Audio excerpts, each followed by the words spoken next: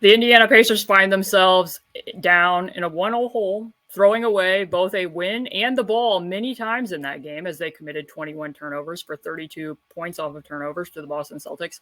Started the game in a 12-0 hole, clawed all the way out of it, and were leading by 3 with 47 seconds left, actually leading by 3 with 10 seconds left, and proceeded for the rest of the way, including overtime, to get outscored 19-11 while committing 5 of their 21 turnovers. Samson, introducing you. You've been doing these podcasts with me for quite some time now. My favorite Pacer writer, my favorite Pacer co-host, back again. Do you leave this game finding yourself to be looking at it more glass half empty or glass half full? I'm usually a glass half full kind of guy. And I come away from this game glass half full. The same way I came away from that Knicks game, although the game one against the Knicks was more so like the referees didn't allow the Pacers a chance. Like so many calls went the wrong way in such a quick span of time. It was like, damn. And I was like, well, at least we know the Pacers aren't just a team that loses to Patrick Beverley and Bobby Portis led offenses. This is a team that can hang in round two. We at least get that the Pacers can hang with the Celtics. You and I spoke about that. We thought that was the case. It's just, it's tough to beat the Celtics over 7. If you want to beat the Celtics over 7, you need to steal the games that are sitting comfortably in your hands. That's where you start eking towards maybe a glass half empty, because the Celtics will have big games. They didn't have a big game. That was one you had to steal, and they didn't steal it. Despite getting some pretty good performances from a lot of different places, they didn't steal it. That's tough. So I'm merely observing a glass. I couldn't say the contents within it. It is hard to judge the level, especially when, with 10 seconds left to play, 10 seconds turned into a witching hour. Everything that could have gone wrong went wrong. Would you allow me to show you just a static screenshot and get your reaction to it? I'd love that. If you just saw this static screenshot and saw that the Indiana Pacers were up 117-114 with 15.2 seconds left to play, the Celtics had 13 seconds on the shot clock, and Tatum proceeded to fire a one-legged fader over Miles Turner. Would you ever think that the Indiana Pacers were the team that lost this game? When I watched that happen, I was like, wow, Tatum really bottled the hell out of this thing. And then I saw, and this was after Tyrese's first turnover, yeah? Where he just like inexplicably dribbled the ball out of bounds. That one I couldn't believe. That was like, man, Tyrese was wearing it. You could see, obviously. A lot of inexplicable stuff happened in this game. And I'm glad you used that word, because I've titled this podcast "Explaining the Inexplicable." Oh, for real? Great. Yeah. So we are going to run through the witching hours, various things here. So are you some like medieval torturer? Is this what you're doing? I feel like we have to figure out exactly how some of this went on. So, like you said, Tyrese. Is this a podcast for Boston Celtics fans, or what are you doing? Okay, go ahead. Tyrese, I will point out that, which I'll get to when we look at some more of the positives from this game, but Tyrese is being guarded by Jrue Holiday down the stretch, in part because of what was going on with the front court. Jrue Holiday, very famously known for applying full court pressure and being quite good at it. He's not exactly applying a ton of pressure here, and Tyrese loses the handle with his left. That was the first error. Now he's seeing full court pressure again. And what I didn't fully understand, Pascal being guarded by Al Horford, you and I, in the preview for this series, I pointed out and said how often the Pacers had reoriented their offense to be running screens for Tyrese to attack to his left. So against the type of point of attack defense he would be seeing from Jrue Holiday and Derek White, he would still have access to the screen. Instead, they never actually set the screen, and Drew's just absolutely pressuring him to the left side again until he falls out of bounds, which that one was in overtime. And then, since you have cleverly given yourself the name inbound passer, we of course need to talk about what happened with 10 seconds left in the game. These are 3 very critical turnovers. The Pacers committed 5 turnovers, as I said, down the stretch after they had taken the 3-point lead. What's your thoughts on the inbound pass, Samson? What are your thoughts on this entire scenario that played out? Even if we're just looking at it here before I play the horror story that's about ready to play out. Correct me if I'm wrong. There's a timeout available. There is a timeout available, yes. Okay. The first thing I'm doing is knowing that Pascal Siakam has seemed to get over his free throw woes. However, he's still not a fantastic free throw shooter. I want to be passing the ball up the court, not back towards my own basket. I am calling a timeout if Pascal sprinting with a guy on his hip is the last option. Because as we saw in game one against the Knicks, and we see in so many late game situations, inbound passes that play like NFL throws for a wide receiver and a cornerback oftentimes get tipped, oftentimes end up out of bounds. And this is just putting yourself in a losing situation because usually they let guys play pretty aggressive. And if Pascal latches onto this, maybe he gets a foul call on Brown because the pursuit is coming in so heavy from behind. But then it's Pascal at the line. I'm calling the timeout. I am the inbounds passer. And that's my takeaway on that. That's where I want to be. Rick said after the game that it was a mistake not to have called a timeout here and advanced the ball. That being said, when you're watching it play out, I do not understand running away from the inbound pass. Even at the point of release, Brown is like closing space, and Nembhard didn't lead Siakam. And Siakam also, if he was led, is going to catch this thing with like 2 steps to gather before he's out of bounds. Like, call the timeout. This is bad news. Like, and also, Aaron's just standing there, like moving away from the basketball. Aaron, after he exits out of the play, just stands there next to Tatum and does absolutely nothing when you could be moving the ball up the court. Next question I would have is why they didn't put TJ McConnell in the game here.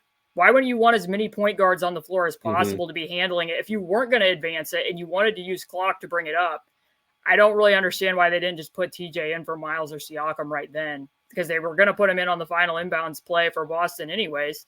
They apparently made the offense for defense substitution, but we can also talk about the final inbounds play from Boston here. TJ is in the game. They've taken Miles Turner out. I'll let you take it from there. Okay, so basically what I saw, and the point of contention is like, do you foul when you're up 3? Should Pascal have fouled? And let me just point out that we already did this scenario on an earlier podcast because this same thing played out against the Milwaukee Bucks. And we talked about, both of us had said, we would pretty much always foul up 3 in most situations. And the Pacers didn't do it in that game. And that led to them going into overtime. And I had played out a scenario where, for people who haven't watched all the Pacers games this year, they did foul up 3 against the Chicago Bulls. A lot of really unfortunate and unlucky things happened, which led to DeMar DeRozan going to the line, missing 1 of 2. They didn't collect the rebounds. They ended up, DeMar DeRozan shoots over the top of TJ McConnell when they switched everything on an inbounds play, and then they went to overtime and lost. But sorry for interrupting. Just wanted to provide that context. So a couple things. The modus operandi, I believe, was that they were supposed to foul. Correct. Learning from past mistakes. However, they put themselves in a losing situation because they did not, and this seems to be conventional wisdom, going the opposite way. They did not switch everything. So if you ask yourself before the play, Pascal Siakam is going to have to track somebody off ball and then somehow be there early enough to foul them before they get into the shooting motion, you'd say, why wouldn't you just switch? They didn't.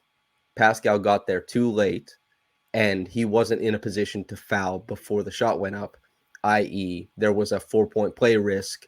He decided to keep the hands clean, and not enough people are congratulating Jaylen Brown on just like an unbelievable shot. Pascal was in his grill. He had to adjust the way he went up, got high, got elevated, hit an insane shot, and the Pacers still had a chance to win, but a comedy of errors, a horror show, as it were. I'm curious to know from you, do you think that the Pacers wanted to switch everything and they just didn't do it? Or do you think that they intended to stay home and this is what they wanted? I'd be pretty disappointed if they... It's the conference finals, man. If everybody's like, hey, we're switching everything, and that isn't. Because it would lead you to believe that because they put TJ in for Miles Turner, and Yes. they knew that the Celtics were down 3, that they wanted to switch everything. And yet, this is the second time that Pascal and TJ have botched that type of coverage in this same scenario. Because, like I said, DeMar DeRozan, it wasn't a 3 because he had made a free throw and then they got an offensive rebound and he shot over the top of TJ McConnell after they had botched and TJ was late switching to DeMar. And this case, as we said, they don't switch it, and that is why Pascal's late getting over there and then has to make a judgment call. Like, I don't want to risk a 4-point play, and keeps his hands back. So there's no pulls out from him. There's no contest.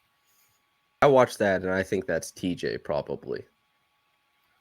Because what is Pascal, even if like where the pass is being made, if Pascal doesn't make the read he's supposed to, then you get like a slip to the rim. If TJ doesn't make the read he's supposed to, then you get the slip to the corner, which is what we ended up getting.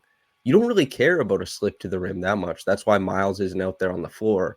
I have no idea. Obviously, you know, the blame is up there in the air for everybody, but I don't understand, like, what is TJ doing here?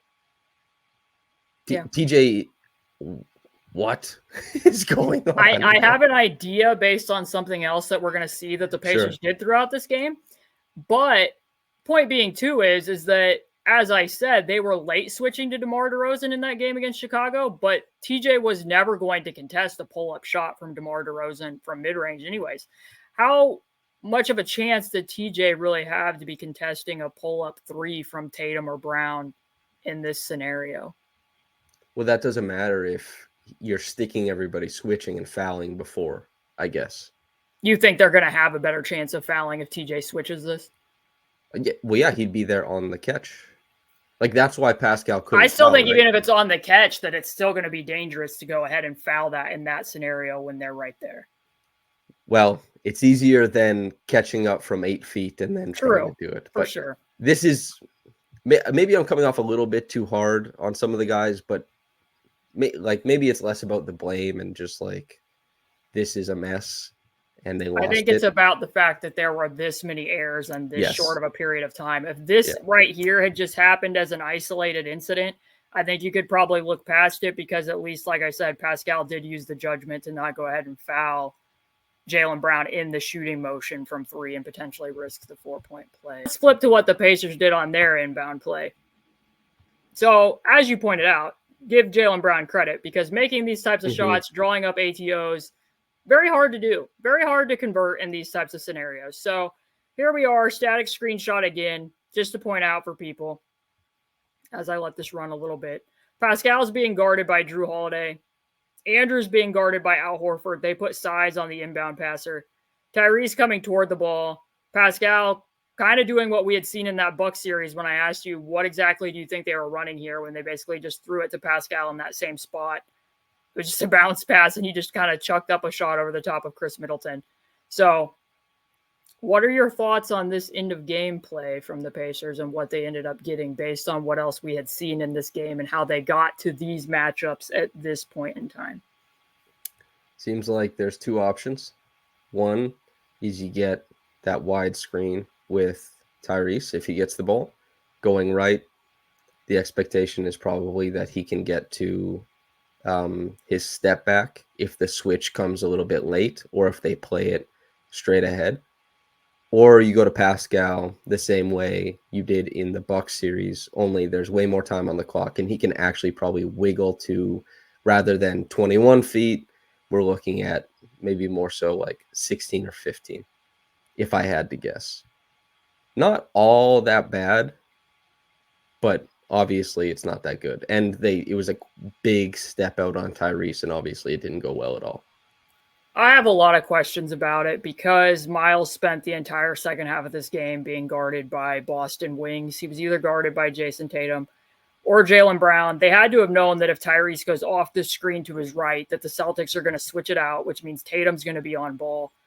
That leads me to really question why they oriented it in this direction. Also, based on what the prior 2 scores were in the fourth quarter, which was self-created 2s from Andrew Nembhard against Al Horford, because of what you just said, they had 5.7 seconds left. There was probably time to experiment with common play that a lot of teams run in this scenario, putting the forward there at the arc and running a handoff and seeing how Boston would have handled it, especially with Al Horford being the on-ball defender against Andrew Nembhard. So just to give people like a wrap-up of what had gone on throughout the game and how they ended up getting to these matchups once Tyrese chucks up that shot that ends up leading to them going to overtime.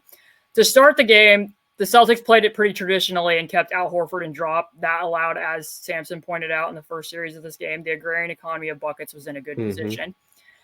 Leading into halftime, last possession before halftime, they put Al Horford onto Pascal Siakam. What was telling about this possession is Drew Holiday intentionally takes a foul. They're effectively going to go into that same exact action again. So then watch what Al Horford does when they're getting ready to go to the sideline out of bounds play. He's like, hey, I don't want any part of that screening action. I'm not going to be involved in this. So he tells Jaylen Brown, go take Pascal Siakam. And he takes Aaron Nesmith so that he doesn't have to defend the screening action. That was telling of what was going to happen in the second half and how they ended up, what they went into. So that Miles just pretty much chucks a DHO there back to Tyrese. And obviously Tyrese makes an incredible shot against the switch pocket there. Then after halftime, they ran exactly one possession of drop, went back to Al Horford on Miles once, where he had kind of veered back on that pop play and allowed Tyrese to get downhill. After that, there was no more Al Horford on Miles Turner. It was Miles Turner being checked by wings, and some of those possessions did not go very well. And to give Miles lots of credit for the first half, I will point out and say he had 18 points on 7 of 10 shooting. Not all of that was on Al Horford. A lot of it was on Luke Cornett and what his drop coverage was against Miles. But obviously the Celtics didn't like what they were seeing there, decided to check Miles with wings and switch on those ball screens to take away the Tyrese Miles Turner pick and roll action, which they effectively did because Miles finished the second half in the overtime only with 5 points and 2 of 5 shooting. Allow me a nugget of positivity that has been embroiled in this casket of oil of negativity. Both Miles and Pascal met the moment as screeners, and I don't think Porzingis is the solve. I don't think the Celtics really have the defensive solve for this on the roster. Because Tyrese has been awesome. Like we've had a few games now where Tyrese seems like he's back at that level that Tyrese everybody started getting really excited about. This is something it was really encouraging to see against the Celtics, who have a great defense, who can throw a lot of different looks, that we saw a bunch of different looks. And Pascal and Miles, both as the bigs, kind of met the moment that they were supposed to, as screeners, getting into the lane. Pascal more as a shot maker, Miles more as a roller. I thought that was awesome to see, and I'm excited to see going forward. Good thing in what is hopefully a long series. And you spoiled the lead here because that's what I was getting to as I was going to continue showing this thread of clips. So the Miles versus a wing thing did not go well in the second half. So they went away from that pretty quickly and realized we don't need to be orienting the offense toward this with Miles trying to dive. Aaron should have thrown the post-entry pass here. He attempts to drive. He doesn't maintain a dribble in the middle of the floor. That gets gunky, and they end up going the other way for another turnover. At this point in time, they're like, we don't need to keep going back to this. So as you say, they start leaning into Pascal Siakam as the screener a lot. And to the Pacers' credit, when they tried to go to this down the stretch of Game 3 against Isaiah Hartenstein, that there were some possessions that weren't quite chemistry-wise there between Tyrese and Pascal.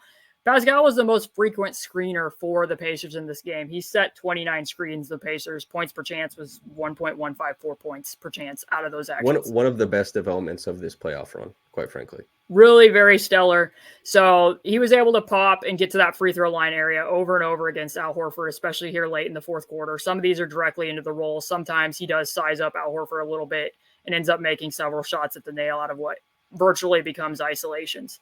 So what I really liked from the Pacers down the game late is when Pascal came out and Obi Toppin was in the game, they did put Al Horford back on Miles, and Al Horford started doing tons of off-ball switching where they're communicating pre-switches to send Drew Holiday up to the ball. They switch that, blitz it. Miles tends to make some predetermined reads sometimes as a short roll passer where Derek White ends up peeling this to the dunker to Obi. Little low man switches onto Miles, and he kind of predetermined that that's where the ball was going to go. That ends up being a turnover. But when they get under the last 5 minutes of the fourth quarter, once again, Al Horford's like, I don't want to be in that screening action. Let's switch the flare. and he tells Drew to go on to Miles. Then he's like, stick with Aaron and you go up there on the screening action. Then he tells Derek White the same thing. So the Pacers are really having to read and process a lot of off-ball switching to get to the target that they want to get to. And they're showing quite a bit of poise here, despite the other things that we've just seen, until they end up giving the ball to Andrew Nembhard and let him just go at Al Horford. So they've been very good at the Boston Celtics are trying to hide Al Horford to a degree. The Pacers are really seeking him out, just like the stack action. Intentionally, they know the Celtics are going to switch it. They used Tyrese as the stack screener, as they often do when somebody's face guarding him and applying a lot of pressure, as Drew Holiday was. They give Andrew Nembhard a lot of confidence here for him to be the ball handler, and he ends up hitting down another self-created two against Al Horford.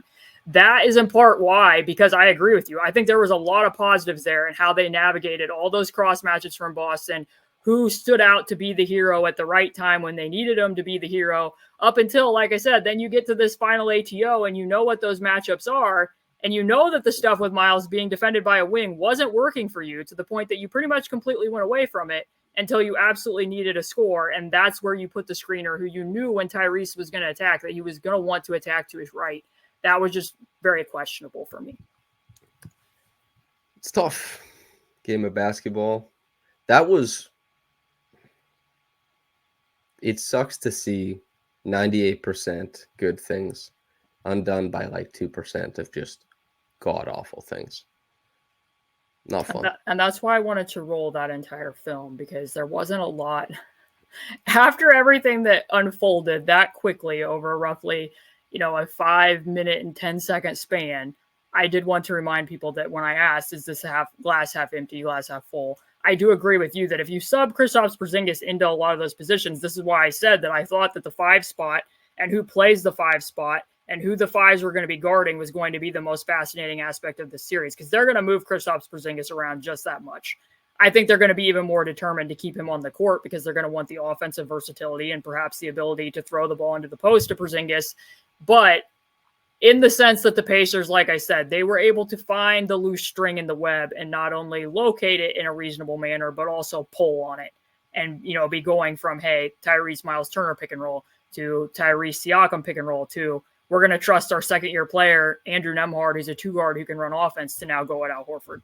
There were good things to take away from it. But as the podcast is titled, Explaining the Inexplicable, what was your thoughts early on from the amount of not only ball pressure that the Pacers were playing against Boston's guards, but also that they were doing so with some very strange, in my opinion, loose trapping from Miles Turner?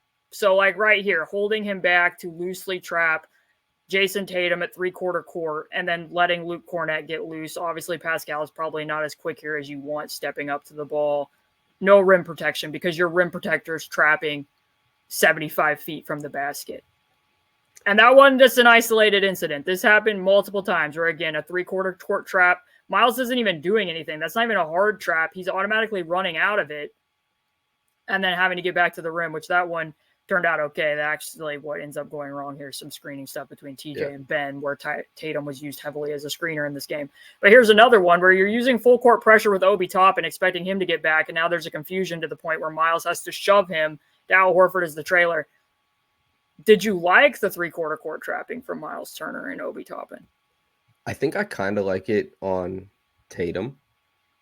And we talked about this in the preview, that Tatum, and, credit to you for bringing up, like, there's a variety of ways that Tatum can abuse this gather. Like, maybe at the 84-point mark, he had that big burly lefty finish through contact. It's just like, this looks great. But Tatum's biggest weakness, I think, is decision-making as a passer. It's not to say that it's bad. It's just that Tatum is an almost, like, impeachable player in so many facets that you have to try and find something.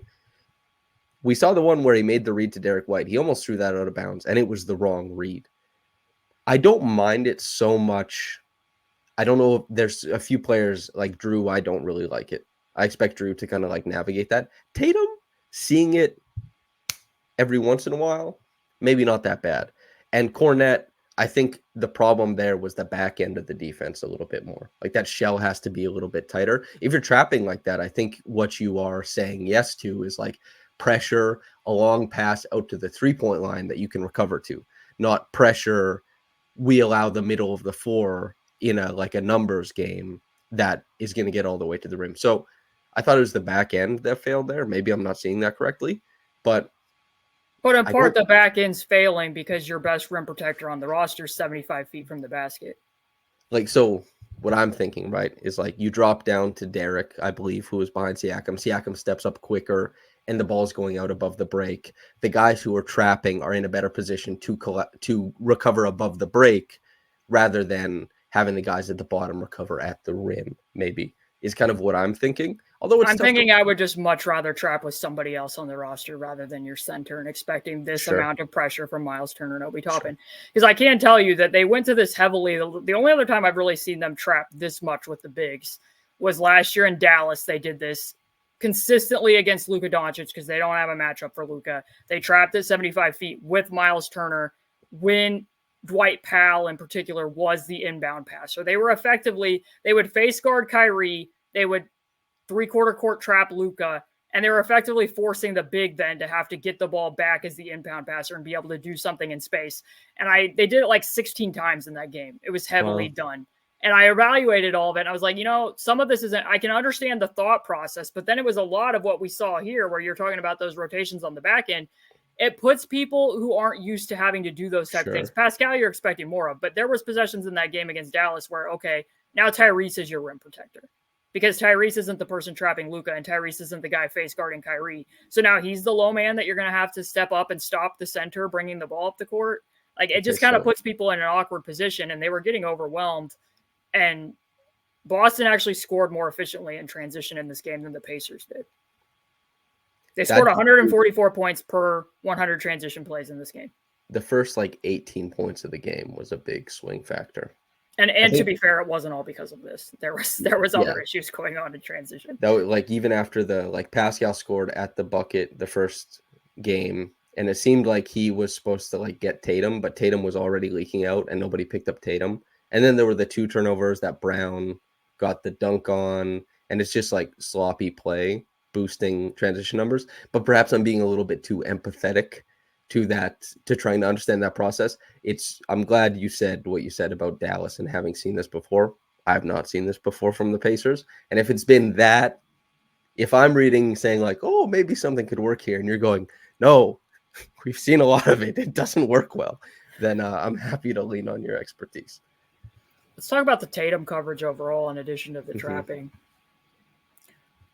As I mentioned, they used Tatum a lot as a screener in this game, which was a clever wrinkle from Joe Mazzulla because as we've seen from Tyrese through the back end of the season and through the first 2 rounds of the playoffs, the Pacers don't want to give up switches with Tyrese. They're going to use show and recover. So the way to attack him was to have Tatum come screen for the guy that Tyrese was defending, try to get a switch that way, or cause confusion in another form. So this was another gaffe from the Pacers from overtime where Tatum goes and screens for Derek White because Tyrese was guarding Derek White. And they have Andrew Nembhard in a drop. And as you will recall, I had pointed out in game 1 against the Knicks being like, hey, Tyrese is playing in drop coverage as a 6'5" guard. I think that the back spasms are probably causing him, some degree of mobility issues because he looks stiff as a board. He can barely bend at a 45-degree angle. And I really don't think they want a guard playing in drop. As it turns out, they played Andrew Nembhard in drop here. And Tyrese does not veer back or peel back to Jason Tatum. Andrew neither really contains the ball nor recovers back to Jason Tatum. So Tatum gets a wide open 3 out of this.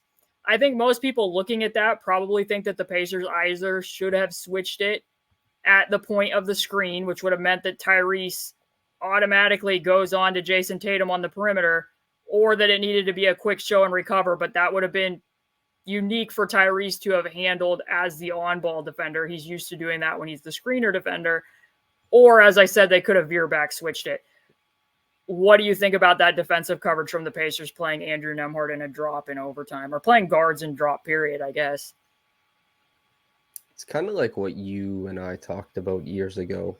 And I don't know why you and I love referencing the Loving Basketball podcast episode, but you and I, we make callbacks to it quite often. Putting players in unfamiliar situations, even if skill sets determine or suggest that they may do it, decision-making is, a product of making decisions over time. And putting players in unfamiliar positions is going to create, I think, a lot of breakdowns. And that's what we talked about, saying that, like, if you use the post as a playmaking mechanism, you're going to get a lot of flubbed reads from defenses who have their automatics kind of inverted. And I think that's probably what we're seeing with the Pacers here. Is it's like super sloppy coverage. They don't really know how to maximize it between these two. And I try and switch, and then I want Miles like very high. And if the ball goes to Horford, who I think maybe was 3 of 12 from 3, then maybe you're living with that. But that's probably what I want to see. If the ball gets back out to Tatum and you're switching, and then I want Tatum going left, and I want Turner like in immediate help going right. So you'd rather switch it with Tyrese, and potentially, if you had to, go switch to blitz and bring Turner off of Horford. Yeah. And I don't have a clip of this right now, but like, were you all surprised when you watched this or rewatched it about how aggressive they were being and stunting toward Al Horford? Even in the one play, another gaffe that I could have pointed out was Tyrese came all the way off the corner to stunt towards Al Horford on a pick and pop. I was going to say, I'm so glad you brought that up. 2 guys, and Horford did not have an inkling of shooting the ball. Yeah. An inkling. He didn't have an inkling. I almost made a low light reel of stunts at Al Horford in this game, but I'm like, I don't need to make a whole nother clip package of this, but it happens so much. I'm like, you really do have to choose with Boston. You got to pick your point and decide which thing are we willing to give up. And I can't be helping off the corner like that. So it's a pick and pop. Al is on the catch above the break. I get it. We've seen Al make above the break threes before, but the coverage recovering back to him would have been fine if he hits that shot. But you get the step up from the corner and nobody's filtering to the corner. You're just like, we're going to take a well-contested above the break 3 and turn this into a wide open corner 3 because Al Horford scares the hell out of us. Why? Yeah. Why would you do such a thing? Were they scheming against Dirk Nowitzki? Like, I wasn't entirely sure. I couldn't believe it. Yeah, that play was very tough to watch. I was like, what are they doing? And it was pretty funny because we were gathered around a table watching it on a cell phone, and Trey is cheering for the Celtics. And when Trey, what are you doing to me? Yeah. But it was funny because when that happened, Trey is like, nice. Yes. My head is on the table. I'm like, what the hell is this team doing? Yeah. And that is similarly how I felt while watching Andrew Nembhard drop coverage here. And just to point out, more and more NBA teams continue putting guards in the dunker spot. So you can see the Drews on the dunker spot there with TJ. And you could probably ask yourself, like, hey, why didn't Pascal off-ball switch that? Well, it's still fairly early in the clock. And if he had off-ball switched it, that means TJ's guarding Jaylen Brown. I don't think you really want that. So I do continue to really like what the Pacers do it a ton. The Celtics do it a ton. That's the Utah thing. Jazz do it a ton. They like putting guards in the dunker spot to try to create the issue. And then as it turns out, they didn't need the secondary rim protection anyways because they played a guard and drop and let Tatum be wide open above the break. But the reason I was so puzzled by this and wondered, like, that can't be what they wanted. So I went back and I started looking for all the possessions when Jason Tatum was a screener.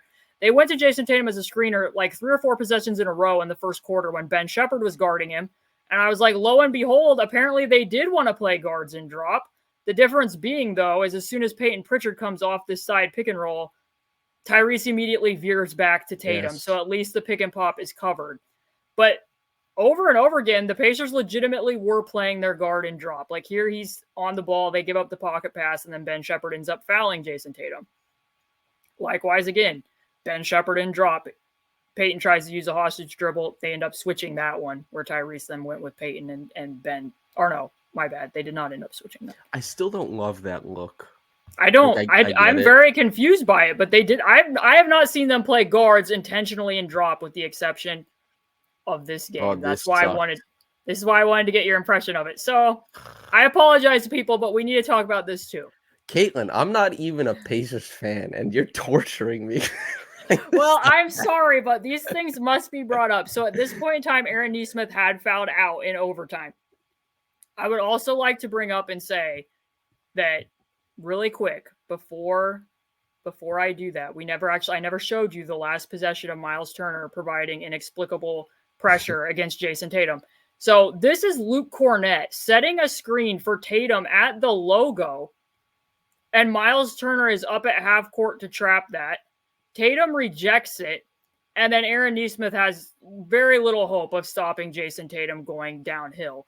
So I guess before I rolled what this clip ended up being, where did you end up, now that you've seen a game of it, what did you think of Aaron Nesmith as the primary on Jason Tatum? I thought it went okay. Is that like not a good enough answer? I thought it I don't think okay. Pascal can do it for a whole game. I was not thrilled with it. And they did go to Pascal against Tatum for roughly 3 or 4 minutes in the fourth quarter. There was one screen navigation issue where Miles did end up having to switch. Around. The rest of the time, I guess if they want to keep playing Aaron on him, they can. I know what the numbers were on it during the regular season. I don't understand why when Aaron fouled out, and you know that, like I said, between these two guys, Jaylen Brown, much more likely to play low to the ground, not use as much power, and look for a pull-up shot and, be low coming off around a screen. Whereas Tatum is way more likely to go into the post, and of course, way more likely to go into the post when he's being guarded by a guard. Nesmith fouls out, and they continued to play Pascal Siakam on Jaylen Brown anyways, with Tatum or with Nembhard fronting Jason Tatum here when the help on the backside of it was going to be from TJ McConnell anyways. And then they end up fouling him. There's just so many things that happened at the end of this game where it's like, why wouldn't you have put Pascal on, like, because you're still having Pascal guard one of their top two wings. It's not like you're having him in a different role. It's not like, we don't, like the prior series, we really value having Pascal as a roamer off of Josh Hart or off of Precious Achiuwa. That I would have understood. But knowing what these two skill sets are, you had to have known that they were going to look for Tatum in the post against Andrew Nembhard in this overtime, if that's what you did. I believe Brown hit the whole game one shot on Pascal. It was the 3, and I think he hit one shot, or Tatum hit one shot on Pascal too, and it was where Pascal got turned around, just on a jab series. We talked about it, and the reason why I say I think it went okay is because, as you said, Pascal is the highest volume screener here. Pascal is going to have to bring up the ball sometimes. Pascal is also carving out early work. That matchup maybe isn't always there against Tatum for stamina purposes, the same way we talked about how this is a stamina series really for Tyrese because so much is going to be asked of him. I mean, Pascal played 42 minutes. Mm-hmm. Tyrese played 40, 40, almost 41.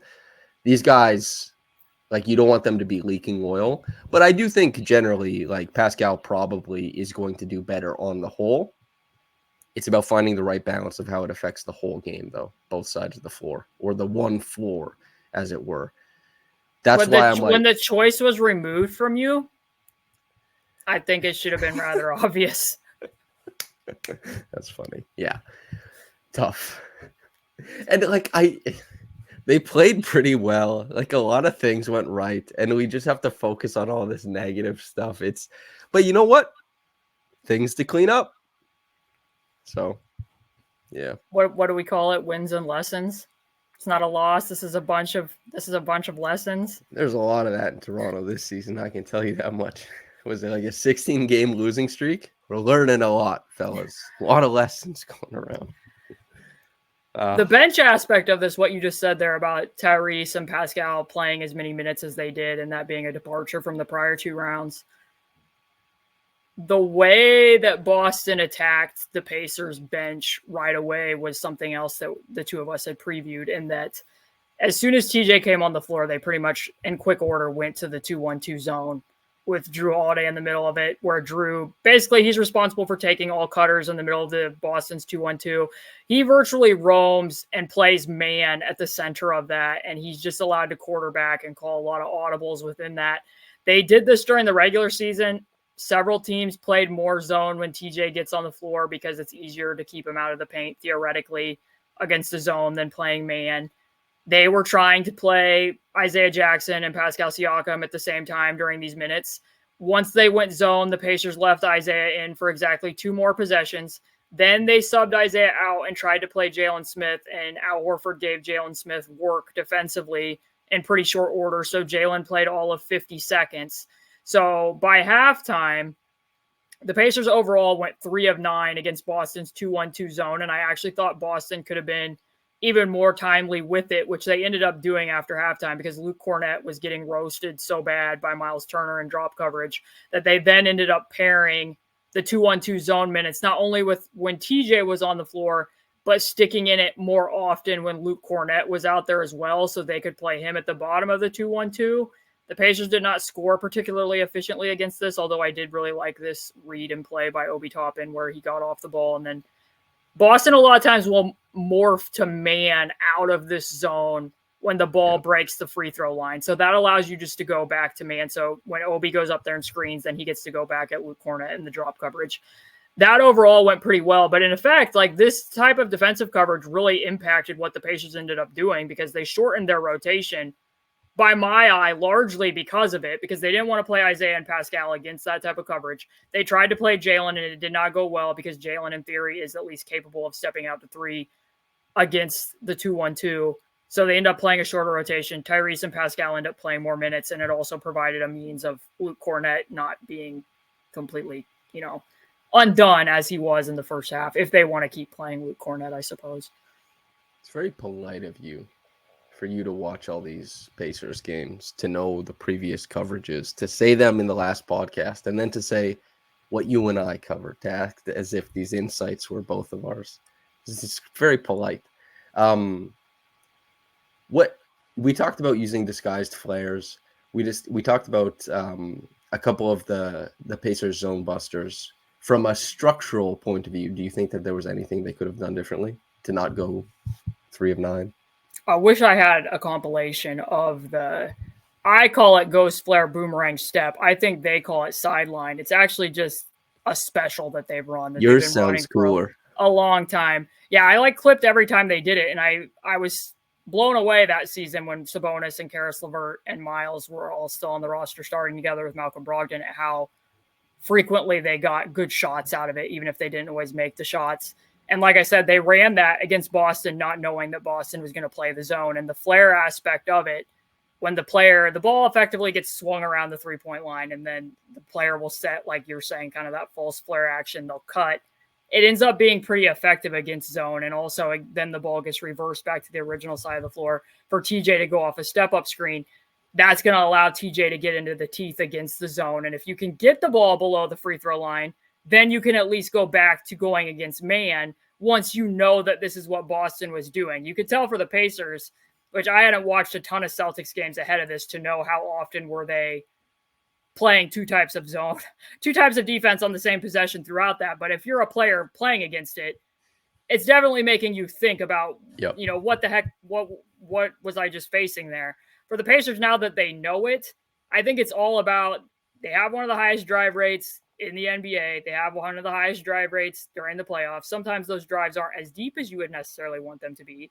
But if you can really just get the ball as you can against zone and tear a hole into it, you're better off going against their man in these coverages than you are against the zone, because the other two zone busters they have where they cross and they go screen the inside of the middle, that's not going to be effective for you because Tyrese is immediately, or TJ is going to be immediately driving into Drew Holiday in the middle of it. Like typically that's against a 2-3 where the big at the bottom of it's going to have to step up to Tyrese when you dig that hole, and then you're getting a numbers advantage on the backside. When it's a 2-1-2 and Drew Holiday's basically playing a one-man man, you don't have the same advantage. So two of their zone busters aren't going to work against this, that they readily play a lot. A lot more of it, I think, is just going to have to be you playing read and react and trying to.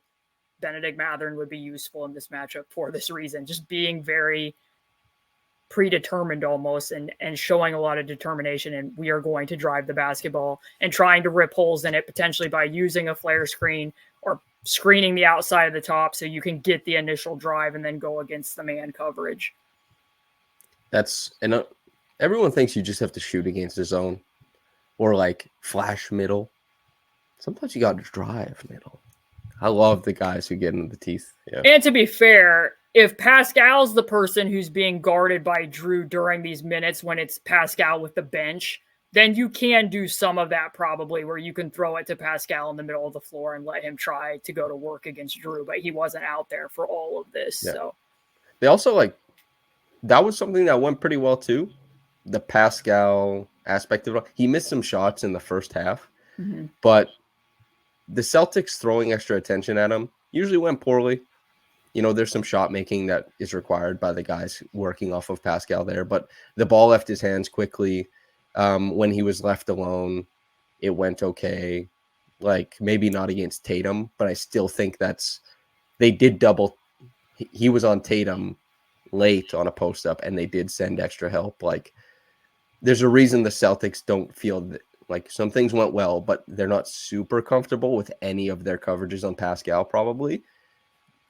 They're probably not super comfortable in any of their coverages against Tyrese, probably. Now, that stuff is subject to change in game 2. I guess we'll see. But, yeah, some things went well. Big things went well for the Pacers, actually. It's just, God, how it ended. Well, because Pascal's been really effective, and he was effective in this matchup, attacking Kristaps Porzingis one-on-one, going to the retreat dribble charge stuff that I showed in the preview.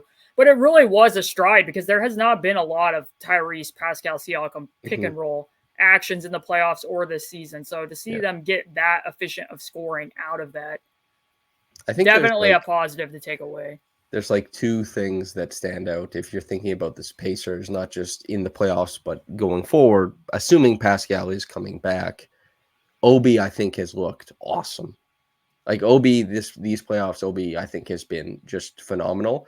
And the building blocks of the Tyrese Pascal 2-man game to kind of diversify the offense and give it a different quirks and rhythms that still find success. I think you'd be pretty happy with it. I think the one thing that stood out, not to take it back to a negative light, but about Obi in this matchup is some of what we said about him switching onto the wings was a little bit rough, and I expected it's going to continue to be rough. Yeah. Because that was one of the things that, when they signed him last summer, the Pacers traditionally switch quite a bit at the 4 spot.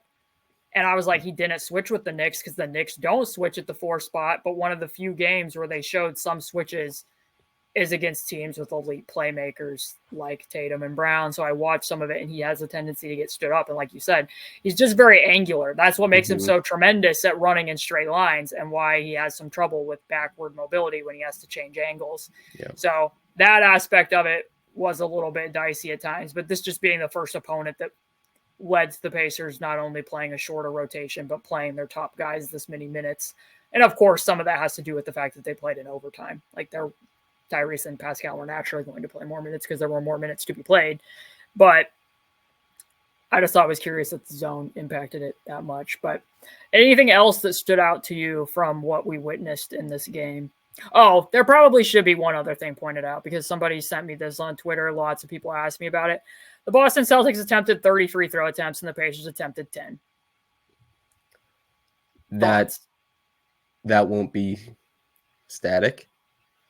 If you go back through it, you'll find this game. You'll probably be like, well, the Celtics deserved a lot of theirs. And then you'll say maybe the Pacers deserved a few more. Right. I think that's probably how it comes out. 30-10, you wrinkle your nose for sure. I doubt that's the case throughout the rest of the series. It's maybe a bit of a shame. But again, ref talk, the Pacers had this game if they would have executed. And more important, the refs are less consistent than the players are, I think. We're talking in this episode about the actions that worked for the Pacers and why we think it might work. We're talking about some of the defensive miscues that they can clean up, things that are within their control to keep plays in front of them and to score. I understand if I was a fan of and I watched my team lose the free throw battle by 20 attempts in a really hotly contested game, regardless of even if it makes sense or not, I'm pretty pissed. It wrinkles the nose to see it. But also, I don't know, if you go and you vet it all, you probably come away thinking well, yeah, sure, the Celtics, they go. That makes sense. The Pacers probably deserve a little bit more. I reckon the rest of the series, we probably don't see that disparity again. The Pacers are probably a little bit more, in that way. I don't know. Like, yeah, that's a factor. It's a factor. It sucks. But I don't know. The Pacers are going to win some games in Indiana. We get to see. It'd be tough to steal game 2 in Boston. If they go and take game 2 after game 1, what happened? I'm looking at these Pacers like, this team's crazy, man. I mean, I think that was my main takeaway. They obviously they flat out snatched defeat out of the jaws of victory here. Like everything that could have gone wrong, pretty much famous went wrong. tweets at 11:01 p.m. We've been podcasting together too long. We tweeted literally the same thing, but they also were on the cusp of victory. They were very close to taking a game 1 in TD Garden when all we've pretty much heard is that this team, as you joked on the prior pod, is the worst. I wasn't being serious. It was a joke. Did you see how much I had to defend you because of that joke? I said it because other people said it. I'm saying it in jest. The Pacers are not the worst second-round team of all time. I like this team. I cover this team. I talk positively about these men. I don't think they suck. If I need to say that.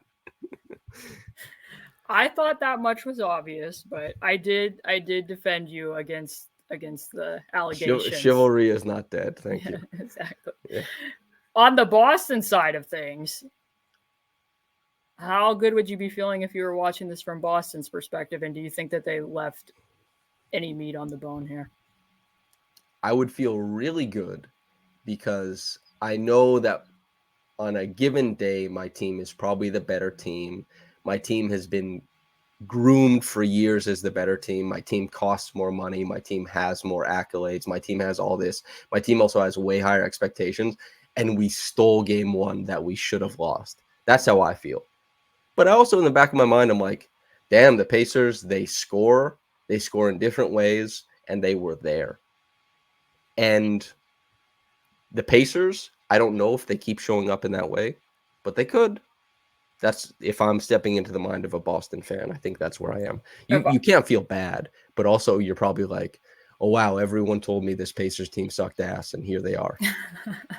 Like it's true, though. It's like everyone just keeps telling me this team sucked, and then they came and punched us in the mouth before they bottled it away. I get it, but like everyone told me this team sucked. I had a tremendous Photoshop saved, thinking that they at that point in time were going to come away and win this game, and I had to save it to draft. So who knows? Jokes that we don't get to make.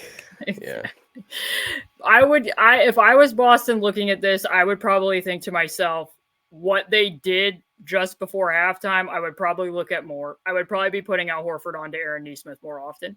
If I were the Milwaukee Bucks, I would have put Brook Lopez onto Aaron Nesmith more often. And that's not because Aaron Nesmith was awesome in Game 7 against the New York Knicks. What he did and what he did over the summer when he said, like, players sometimes talk about different things that they're going to work on. It doesn't always manifest. Aaron told everybody, I'm going to work at putting the ball on the floor above the break and be a blur screener more often. And he came back. And yes, he can be rough around the edges, but he brought it in Game 7 against the New York Knicks in the ways that they needed him to. And he's worked on becoming a screener. Still, if I were the Celtics, rather than continuing to do what Miles Turner did against Luke Cornett and Al Horford and what Pascal Siakam ended up doing against the drop coverage versus Al Horford, I would either be trying to switch more often and hang in there, which is interesting because they only switched Horford during the regular season on one Tyrese pick in all 5 of those games. And it just so happens to be the dagger that Tyrese hit in the in-season tournament. So they didn't do a lot of switching. They did some in this game. I'd either be looking at that, or like I said, I'd be playing Horford more on Aaron Nesmith, or I would be excising Luke Cornett from the rotation, and I would be matching the Pacers going smaller. I would be playing potentially Drew at the 5 in those minutes, which puts more on Drew.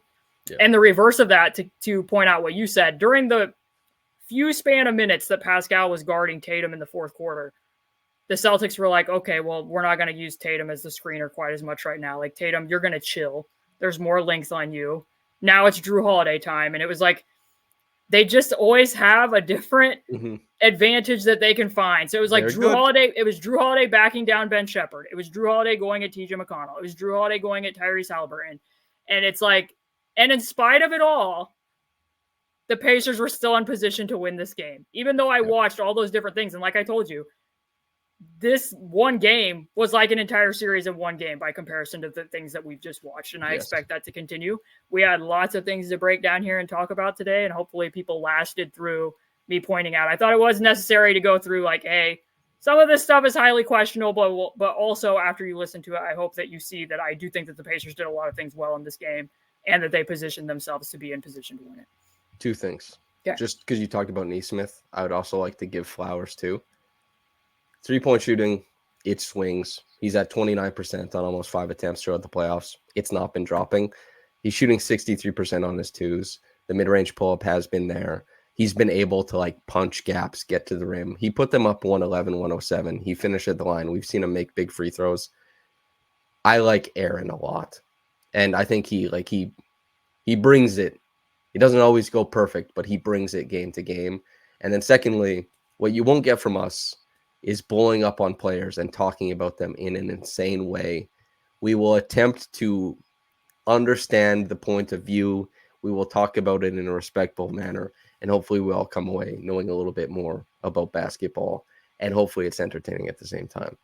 But that's hoops. I don't think we're always liked for not being as critical as we could be. Are yelling for firings or yelling for benchings. That's so easy, though. Like, that's so easy.